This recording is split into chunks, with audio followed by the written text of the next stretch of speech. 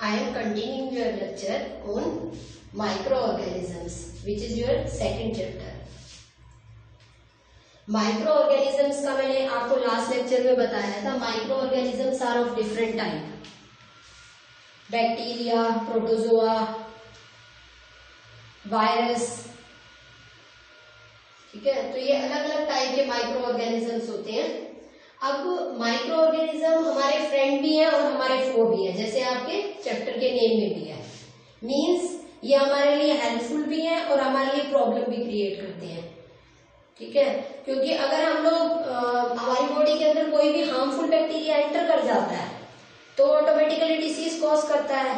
लेकिन सारे micro organism हमारे लिए हार्मफुल नहीं है. Some are beneficial to us. अब पहले मैं आपकी बात करूंगी. पहले मैंने आपको लास्ट लेक्चर में माइक्रो ऑर्गेनिजम्स का इंट्रोडक्शन दिया था, उनके टाइप्स वगैरह बताए थे. अब मैं आपको बता रही हूँ कि how microorganisms are useful to us. वो हमारे लिए अच्छी कैसे है. ठीक है, फिर मैं आपको जब उसकी यूजफुलनेस खत्म हो जाएगी, मतलब ये बताना खत्म हो जाएगी कि how they are friend to us, उसके बाद बताया जाएगा how they are foe to us, मतलब वो हमारे लिए हार्मफुल कैसे है. ठीक है, तो how microorganisms are useful to us. तो इसमें सबसे पहला यूज जो है आपका यही है कि बैक्टीरिया जो होते हैं, जो कि हमारे सॉइल के अंदर प्रेजेंट होते हैं, सब bacteria which are present in the soil, वो क्या करते हैं, डेड डिकेइंग मैटर को कन्वर्ट कर देते हैं यूजफुल वन में. ठीक है, जिससे क्या होता है, सॉइल की फर्टिलिटी बढ़ती है, सॉइल को मिनरल्स मिल जाते हैं. जो लॉस्ट मिनरल्स होते हैं वो सॉइल को, हम कहते हैं ना कि फार्मर कई बार अपनी सॉइल को बिना कुछ किए ही नहीं ऐसे ही छोड़ देता है. मतलब क्रॉप प्रोडक्शन हो चुकी है, हार्वेस्टिंग हो चुकी है, उसके बाद वो 5-6 महीने के लिए, 3-4 महीने के लिए अपने सॉइल को रिकवर करने के लिए छोड़ देता है, जिसे आप फील्ड फैलो बोलते हो. ठीक है, तो उसका रीजन यही होता है कि जो सॉइल है अपने आप में नेचर में उसे ये दिया हुआ है कि वो अपने आप को खुद भी रिकवर कर सकती है. किस तरह से रिकवर करती है, जो बैक्टीरिया सॉइल के अंदर प्रेजेंट होते हैं, दे decompose the dead matter in the soil and increase the soil fertility. कोई अर्थवर्म डेड हुआ, कोई अदर ऑर्गेनिज्म डेड हुआ, कोई फील्ड के अंदर पौधा पड़ा हुआ है वो डिके हो गया. डिके कैसे होगा, उसी बैक्टीरिया के हेल्प से ही होगा जो सॉइल के अंदर प्रेजेंट है. ठीक है, कोई भी चीज है जो सॉइल के अंदर हमने डाल दी है, अगर वो डिकम्पोज हो सकती है by the help of bacteria, तो वो डिकम्पोज होकर सॉइल का ही पार्ट बन जाती है और सॉइल को फर्टिलिटी मिल जाती है. ठीक, और दूसरा यूज है east. East like micro organism जो होते हैं, ईस्ट जो है वो माइक्रो ऑर्गेनिज्म का नाम है. ठीक है, they convert bread and cake, they convert in the formation of bread and cake. They help in the formation of bread and cake. कैसे ब्रेड एंड केक बनता है, देखो ये आपकी मम्मा घर में भी बनाती होगी. इसकी एक्टिविटी आपकी बुक में भी दे रखी है कि आपने क्या करना है, ½ kg आटा या मैदा लेना है, उसमें कुछ शुगर ऐड करनी है. ठीक है, और थोड़ा सा वार्म वाटर ऐड करना है, मतलब डो बनाने के लिए. आटा बनाते हो ना, डो. अब उसमें थोड़ा सा ईस्ट पाउडर डाल दो. ठीक है, मार्केट में अवेलेबल होता है. ईस्ट पाउडर डाल के और थोड़ी देर के लिए उस डो को छोड़ दो बाहर ही. ठीक है, ताकि हल्की उसको वार्मथ मिल जाए. आपने वैसे तो वार्म वाटर भी यूज किया है, लेकिन स्टिल थोड़ी देर के लिए छोड़ दो. तो क्या होगा, वो ईस्ट जो होगा वो क्या करेगा, उसके अंदर जो शुगर है उसको कन्वर्ट कर देगा. ठीक है, इस तरह के उसमें कंपाउंड में कन्वर्ट कर देगा. एक तो कार्बन डाइऑक्साइड गैस रिलीज होगी. कार्बन डाइऑक्साइड गैस जो होगी वो उसको डो को फ्लफी बना देगी, फूल जाएगा आटा आपका. ठीक है, और साथ में वो जो ईस्ट ने शुगर को कन्वर्ट किया है, ठीक है, उससे क्या होगा, उसको प्लेजेंट टेस्ट मिलेगा. आपका जो वो बनेगा, केक बनेगा, वो टेस्टी बनेगा और सॉफ्ट बनेगा, फ्लफी बनेगा. ठीक है, तो इस तरह से आप इस प्रोसेस को हम बोलते हैं क्या है, fermentation. That process is known as fermentation. तो इस तरह से ईस्ट लाइक माइक्रो ऑर्गेनिज्म जो है, they help in the formation of bread and cake and so help in the bakery industry. Bakery industry में ये सब चीजें बनती हैं.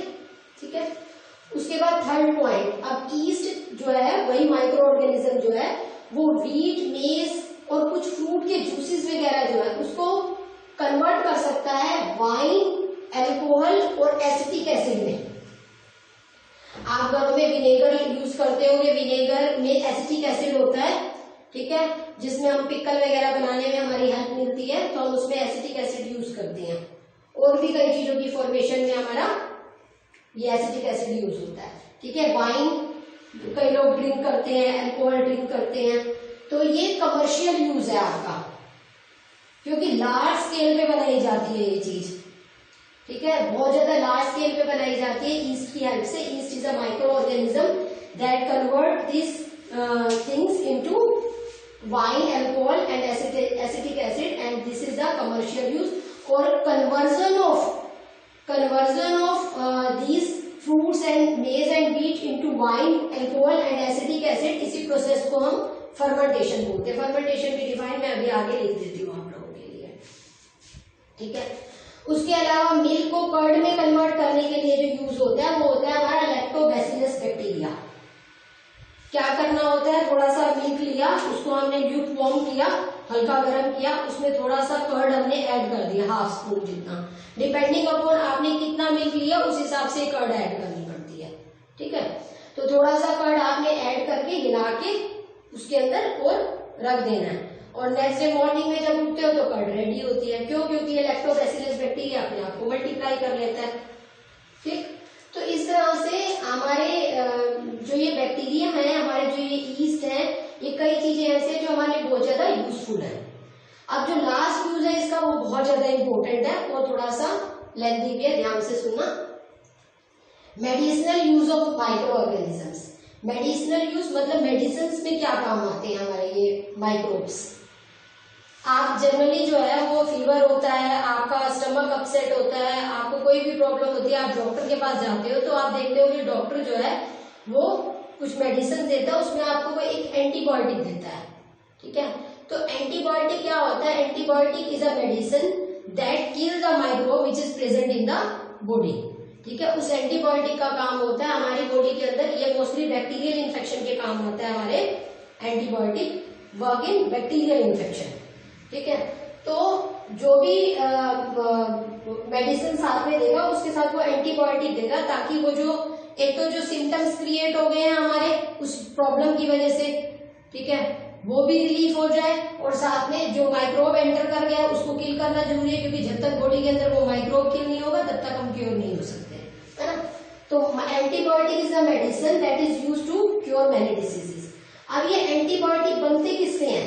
ये भी बैक्टीरिया और फंगी से बनते हैं।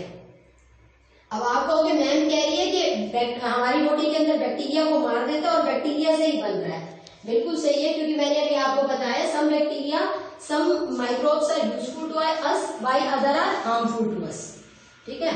तो हमारी जो फर्स्ट एंटीबायोटिक डिस्कवर्ड हुई थी वो हुई थी penicillin. Penicillin was the first antibiotic discovered. तो हमारी जो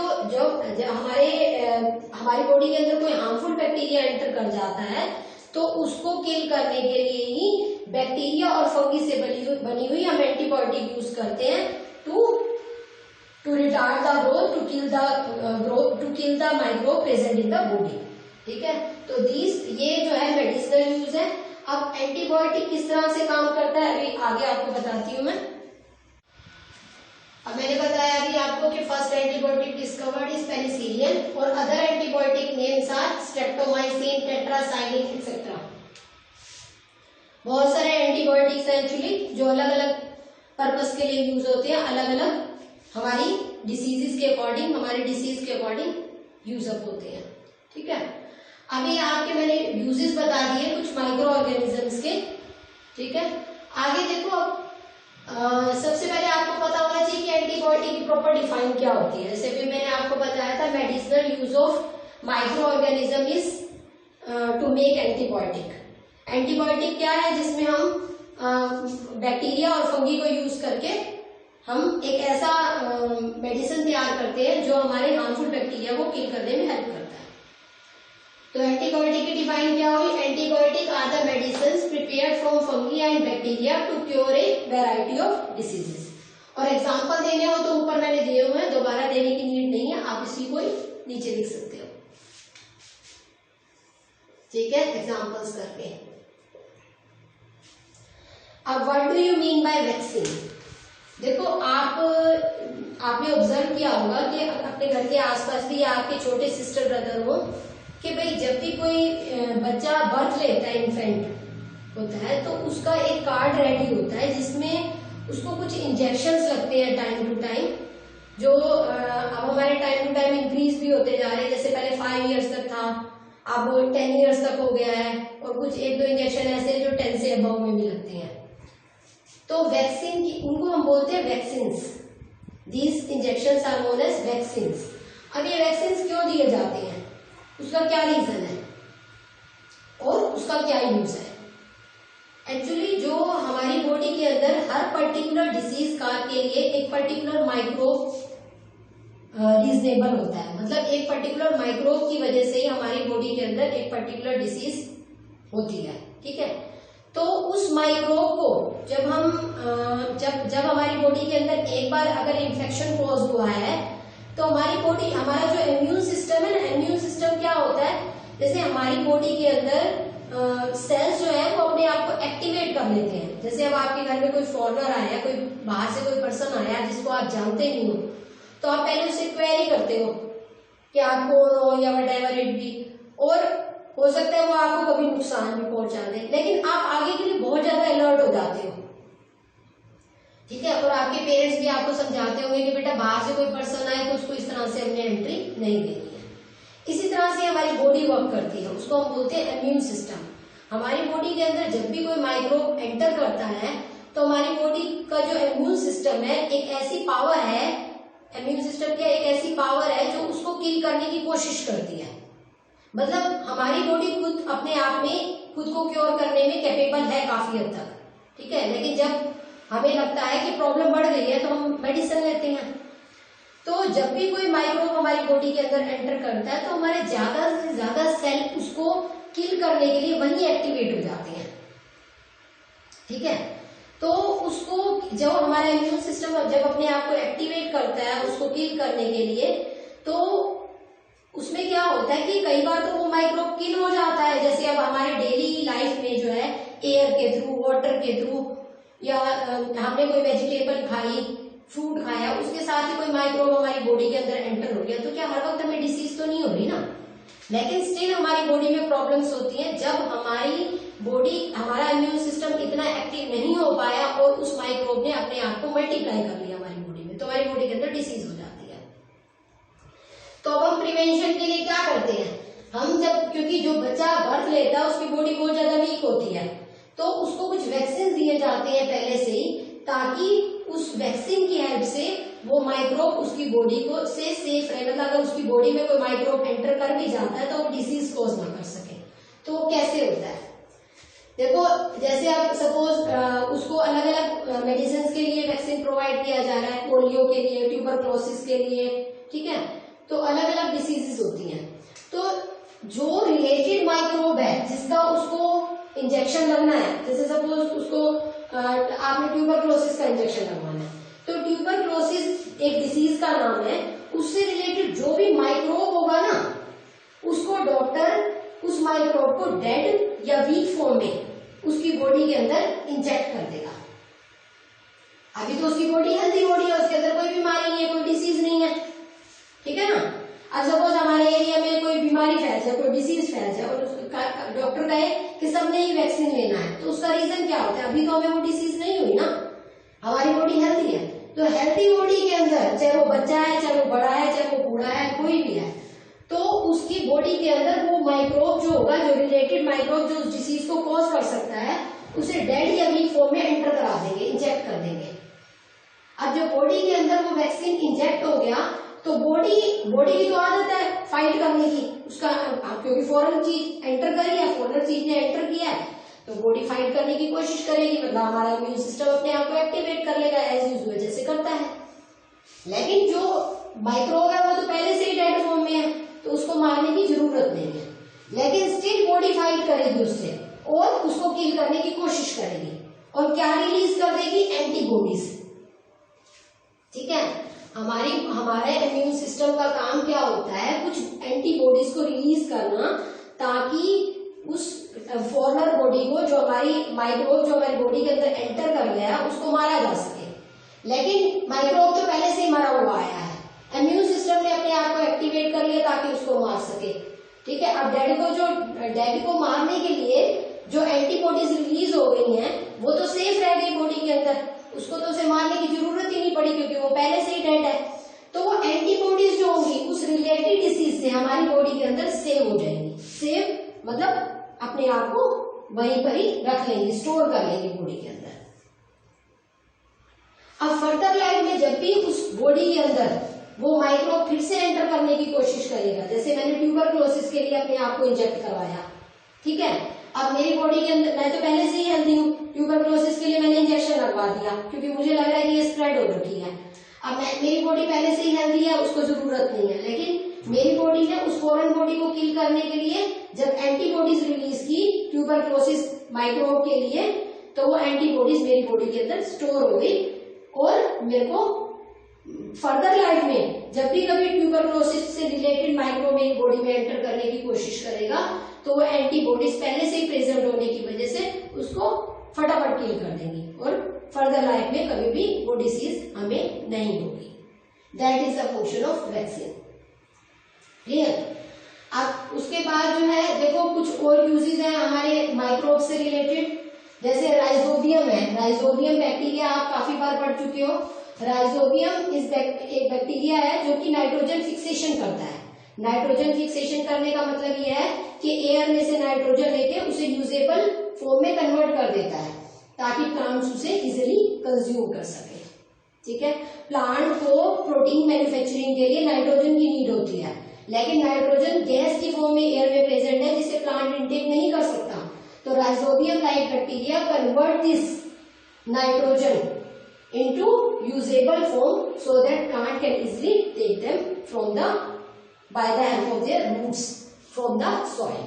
रूट्स जो है जब सॉइल में से पानी को इंटेक करती है तो ये मिनरल्स जो नाइट्रेट और नाइट्राइट फॉर्म में ये नाइट्रोजन कन्वर्ट हो गई है, यूजेबल फॉर्म में कन्वर्ट हो गई है, वो सॉइल का पार्ट बन जाती है। प्लांट जब वाटर इंटेक करता है तो उसके साथ वो मिनरल्स भी चले जाते हैं।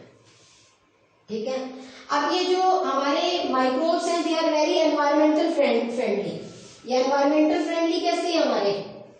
कुछ माइक्रोब ऐसे होते हैं जो हमारे डेड प्लांट्स और एनिमल्स को, जो भी किसी ने कोई एनिमल की डेथ हो गई, स्ट्रे एनिमल की, ठीक है, और वो रोड साइड पे पड़ा हुआ है, या कोई प्लांट है, डेड प्लांट है, किसी ने उखाड़ के और ऐसे फेंक दिया, तो वो सॉइल में जो छोटे छोटे बैक्टीरिया होते हैं वो इन एनिमल्स और प्लांट्स को सिंपल सब्सटेंसेस में कन्वर्ट कर देते हैं। प्लांट्स को तो मैन्योर में कन्वर्ट करते हैं, आप ऑलरेडी कई बार पढ़ चुके हो, लेकिन अगर एनिमल भी है तो उसको सिंपल सब्सटेंसेस में कन्वर्ट करके सॉइल का पार्ट बना देते हैं, जिससे सॉइल की फर्टिलिटी तो इम्प्रूव होती है, साथ में हमारा एनवायरनमेंट भी क्लीन हो जाता है। ठीक है, तो बेटा जितने भी आपके माइक्रो ऑर्गेनिजम्स के यूजेस हैं, मतलब how we can say that microorganism are friend. ठीक है, हमारे फ्रेंड कैसे हैं वो आपका मैंने पार्ट खत्म कर दिया है। अब how they are harmful to us वो आपका नेक्स्ट टॉपिक में स्टार्ट होगा।